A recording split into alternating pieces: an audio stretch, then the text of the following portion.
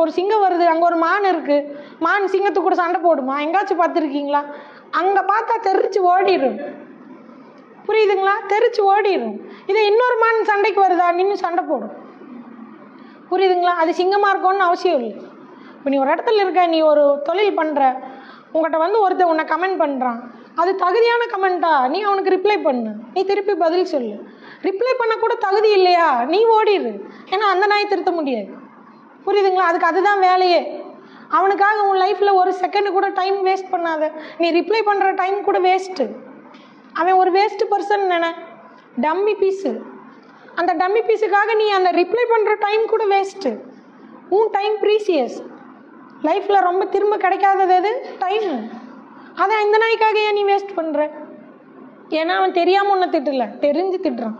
அவனால் பண்ண முடியாத நீ பண்ணும்போது அவன் காண்டாகிறான். இங்கே யாருமே இன்னொருத்தன் வளர்றதை விரும்புறதில்லை.